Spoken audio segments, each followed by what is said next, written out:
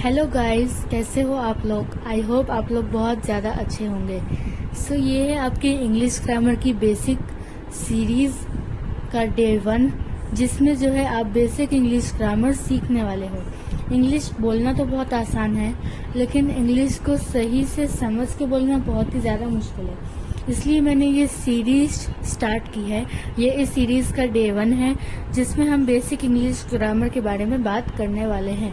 और अगर आपको इंग्लिश में पूरा परफेक्शन हासिल करना है तो आप प्रॉमिस करना होगा कि आप इस सीरीज़ का एक भी वीडियो नहीं छोड़ेंगे और रेगुलर मेरे वीडियोस को देखकर अपनी इंग्लिश को स्ट्रॉन्ग करेंगे। वीडियो को स्टार्ट करने से पहले अगर आप मेरे चैनल पर न्यू हैं तो चैनल को सब्सक्राइब करना मत भूलिएगा और बेल आइकन को प्रेस करना मत भूलिएगा। तो चलिए अब हम शुरुआत करते हैं हमारी बेसिक ग्रामर सीरीज़ का डे 1। ये अगर आप एक बिगिनर हो या फिर आपको थोड़ी बहुत इंग्लिश बोलनी आती है, बीच में अटक जाते हो, तो भी ये सीरीज़ आपके लिए ही है। तो चलिए अब हम यहाँ से शुरू करते हैं। बिल्कुल बेसिक से बात करते चलेंगे ताकि आपको सारे के सारे स्टेप्स जो है वो क्लियर हो। तो सबसे पहले हम लोग जो बात करते हैं वो है कि यहाँ पे लिखा हुआ है दिस, दैट, दीज, धोज। अब इनका मतलब क्या है? तो दिस का मतलब होता है कि यह, या फिर हम उसको हिंदी में ये भी बोलते हैं, यह या फिर ये। दैट, इसका हिंदी में मतलब होता है वह। इसको हम हिंदी में वे भी बोलते हैं, वह, वे। जैसे कि यह था ये, वह था वे। दीज, ये। इसका हिंदी प्रोनाउंसिएशन है ये। और धोज को हिंदी में हम बोलते हैं वे। और इन सबको दीज, दैट, दीज, धोज को, इन सबको हम डेमोन्स्ट्रेटिव्स बोलते हैं। क्या बोलते हैं हम इनको? डेमोन्स्ट्रेटिव बोलते हैं। अगर आपको डेमोन्स्ट्रेटिव्स याद ना रहता हो तो आप इसको ऐसे भी याद रख सकते हो कि दीज, दैट, दीज और दोज, ये किसी इंसान की या फिर किसी पर्सन की या फिर किसी थिंग के बारे में हम लोग को जानकारी देते हैं, यानी कि हम लोग को बताते हैं। ठीक है, तो इनको हम कहते हैं डेमोन्स्ट्रेटिव्स। दूसरी बात ये कि दिस यानी कि दिस यानी कि ये हो, और डैट यानी कि वो हो, ये दोनों सिंगुलर के साथ आते हैं, यानी कि एक वचन। यानी कि जब हम किसी भी एक चीज की बात करते हैं तो हम दिस का यूज करते हैं या फिर हम लोग वहाँ पे डैट का यूज करते हैं। और अगर बहुवचन यानी कि प्लूरल की बात करेंगे तो वहाँ पे दीज और दोज आएगा। जैसे कि आप देख सकते हैं यहाँ पे लिखा है दिस, और डैट के लिए सिंगुलर यानी कि एक वचन, और दीज और धोस के लिए प्लूरल यानी कि बहुवचन। तो एक वचन और बहुवचन यानी कि सिंगुलर और प्लूरल आपको बिल्कुल क्लियर होना चाहिए। एक और चीज यहाँ पे लिखी है कि दीज एंड दीज यानी कि यह और ये दोनों जो है वो पास के लिए यूज होते हैं, यानी कि कोई चीज पास में पड़ी है, पास में ही है और सिंगुलर है तो भी हम दीज और दीज का यूज करेंगे। और जबकि डैट और दोस का यूज कब करेंगे? जब कोई चीज बहुत दूर हो और वो सिंगल भी ना हो, यानी कि बहुवचन। सेंटेंसेस के जरिए से समझेंगे तो ये आपको और भी ज्यादा क्लियर हो जाएगा। चलिए अब हम देखते हैं दीज, डैट, दीज और दोस के कुछ सेंटेंसेस। सबसे पहला सेंटेंसेस यहाँ पे है दिस इज अ पेन, यानी कि दिस यानी कि सिंगुलर है, एक ही पेन की बात हो रही है। इज, दिस के साथ हमेशा इज आता है। अ पेन, यह एक पेन है, यानी कि दिस इज अ पेन। फिर यहाँ पे बात करेंगे दीज आर पेन्स, ये पेन है। अब यहाँ पे देखिए दीज आ गया, एक तो दिस की बजाय इसकी जगह पे आर आ गया, और सिंगुलर पेन में यहाँ पे एक ही पेन था और यहाँ पे पेन्स आ गए, यानी कि बहुत सारे पेन्स हो गए। तो ये डिफरेंस होता है दिस और दिस के सेंटेंसेस बनाने में। दूसरा एग्जाम्पल देखिए, दैट इज अ गर्ल, यानी कि वह एक लड़की है।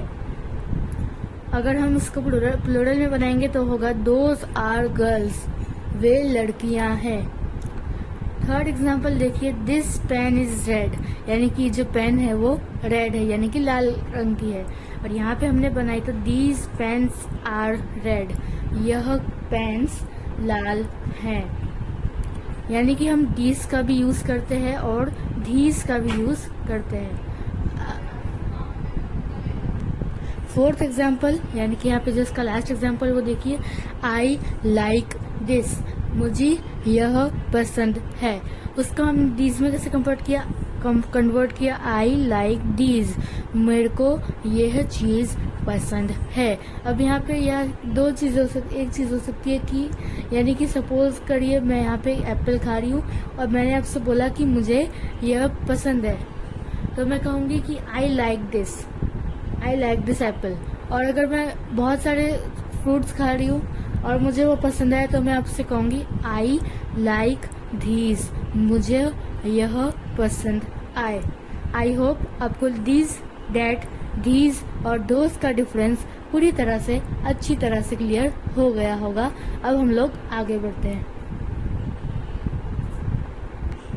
अब हम बात करेंगे कि दिस, डैट, धीज और दोस्त का यूज कब करें, जब आप किसी से इंट्रोड्यूस करवाते यानी कि किसी से मिलवाते हो। अगर हम बात करें कि सपोज की एग्जांपल में लिखा है this is my friend Rohan, यानी कि यह मेरा दोस्त है रोहन। आप ऐसे भी बोल सकते हो this is Rohan, he is my friend. आप ऐसा भी यहाँ पे लिख सकते हो। फिर ऑल सिंपल बनाना हो तो दिस इज माई फ्रेंड, ये मेरा दोस्त है जिसका नाम है रोहन। दूसरी, अगर आप ये तो ही सिंगुलर की बात, अगर हम बात करें प्लूरल की तो यहाँ पे ऐसे लिखेंगे these are my friends Rohan and Meera. आप यहाँ पे ऐसे भी लिख सकते हो Rohan and Meera both are my friends. लेकिन सिंपल वर्ड्स में लिखेंगे तो दीज आर माई फ्रेंड्स, ये हम मेरे दोस्त हैं रोहन एंड मीरा। अगर आप किसी को आमने सामने इंट्रोड्यूस करवाते हो तो ये आप इन दोनों तरीके से बोल सकते हो। लेकिन अगर आप किसी से टेलीफोन पर यानी कि मोबाइल फोन पर बात करते हो तो आप कैसे कह सकते हो हेलो दिस इज गायत्री। सबसे पहले आप अपना नाम बताओगे कि मैं कौन हूँ, जैसे कि मैंने बोला हेलो मैं गायत्री हूँ। इज दैट मीरा, क्या मीरा है, या फिर फोन पर क्या मीरा बात करी है, या फिर मैं मीरा से बात कर सकती हूँ। तो इसी तरह से आप किसी से इंट्रोड्यूस होते हो या फिर आप कब टेलीफोन पर बात करते हो तब आप इन चीज़ों का यूज़ करते हो। आई होप ये चीज़ें भी आपको पूरी तरह से क्लियर हुई होंगी। अब हमारा जो नेक्स्ट टॉपिक है जो कि है वर्ड्स यानी कि शब्द। अब हम इसकी ओर जो है बढ़ते हैं। तो सबसे पहले यहाँ पे कुछ वर्ड्स लिखे हैं वो देखें। Am, is, are, was, were, will be, shall be. यहाँ पे मैंने कुछ वर्ड्स लिखे हुए हैं, इनको हम वर्ड्स कहते हैं। और ये जितने भी यहाँ पे सारे लिखे हुए हैं वो सब वर्ब्स है। वर्ड्स यहाँ लिखे हुए हैं वो वर्ब्स है। अब एक और बात यहाँ पे ध्यान में रखने की होती है कि एम, इज और आर हमेशा प्रेजेंट टेंस के साथ ही यूज होते हैं। क्या बोला मैंने? एम, इज और आर हमेशा प्रेजेंट टेंस के साथ ही यूज होते हैं, जबकि वॉज और वर हमेशा पास्ट टेंस के साथ ही यूज होते हैं। जैसे कि एम इज प्रेजेंट के साथ और वॉज वर पास्ट के साथ, वैसे ही विल बी और शेल भी हमेशा और हमेशा फ्यूचर टेंस के साथ ही यूज होते हैं। अब हमने ये देख लिया, अब हम इनके कुछ सेंटेंसेस भी देखते हैं ताकि आपको ये बात क्लियर हो। सेंटेंसेस देखिए, सबसे पहले एम है तो एम की कुछ एग्जाम्पल। आई एम हैप्पी यानी कि मैं खुश हूँ, ये एक सेंटेंस है। दूसरा सेंटेंस देखिए, आई एम अ गर्ल, मैं एक लड़की हूँ। अब ये थे कुछ एम के एग्जाम्पल। देखिए आई के साथ हमेशा एम आता है, ये बात भी आपको हमेशा याद रखनी है।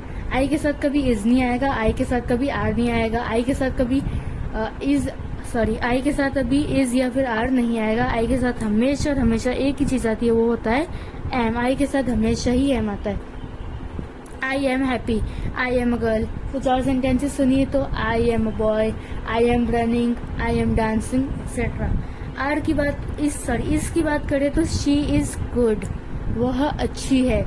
रोहन इज एंग्री, रोहन अभी बहुत गुस्से में है। कुछ और एग्जाम्पल्स देखिए, दे आर नॉट गुड, वे अच्छे नहीं हैं। दे आर नॉट गुड, वे अच्छे नहीं हैं। माई फ्रेंड्स आर देयर, मेरे दोस्त वहीं पर थे। माई फ्रेंड्स आर देयर, मेरे दोस्त वहीं पर थे।